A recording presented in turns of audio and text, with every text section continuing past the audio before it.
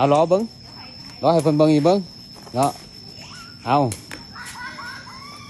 จะได้50 บาทคือเก่าบ่เริ่มเอายับไปข้างนั้นเพิ่นเบิ้งเอาล้อเอาทุกคนก่อนสิให้นักงอนแล้วล้อต่อให้เบิ้ง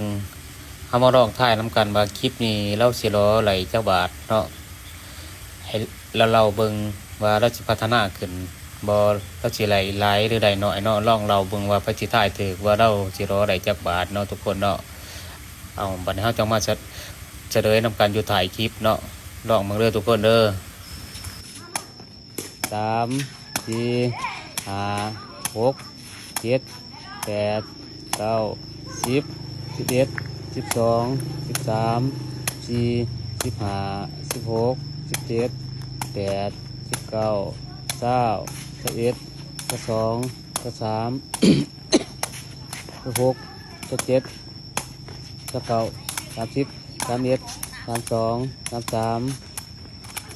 34 35 36 37 38 39 40 41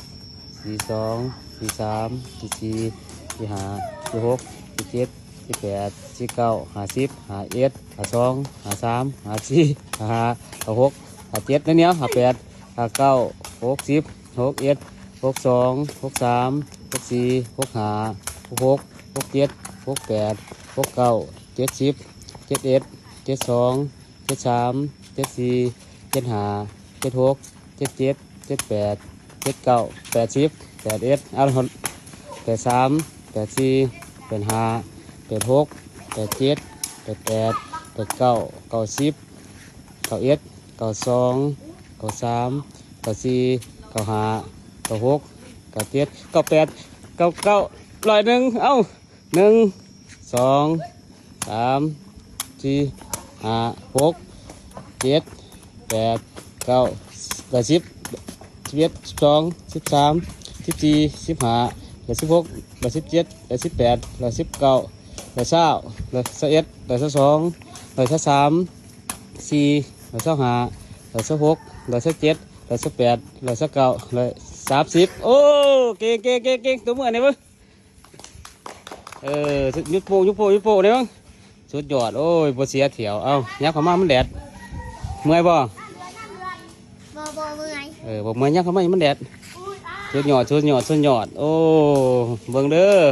การผู้ใหญ่ใจดีเด้อนี่ควรส่งเสริมได้นี่ถือว่ามื้อนี้พัฒนาขึ้นจากมื้อก่อนได้50 ปลายบาทได้70 ปลายเนาะเห็นบ่นางอ่อนมื้อนี้ได้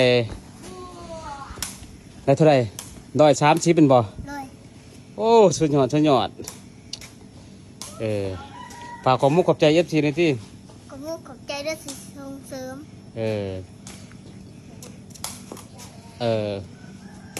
เอาขอมุกขอบใจ FC ทุกคนหลายๆเนาะที่เข้ามารับชมเนาะฝากเป็นกำลังใจให้นางอ่อนแต่ก็พอได้ผู้ใหญ่ใจดีอยากส่งเสริมนางอ่อนก็สามารถส่งเสริมหลายเลยบ่ว่าสิเป็นเครื่องกีฬาเป็นเกลือเป็นเสือเนาะหรือว่าเป็นน้ำใจเด็ๆน้อยๆเนาะอยากส่งเสริมเพื่อให้มีอนาคตกว้างไกลเนาะสามารถทักหาข้าพเจ้าได้เนาะขอบมุกขอบใจหลายๆพบกันคลิปหน้าเด้อ FC เด้อบ๊ายบาย FC หน่อยที่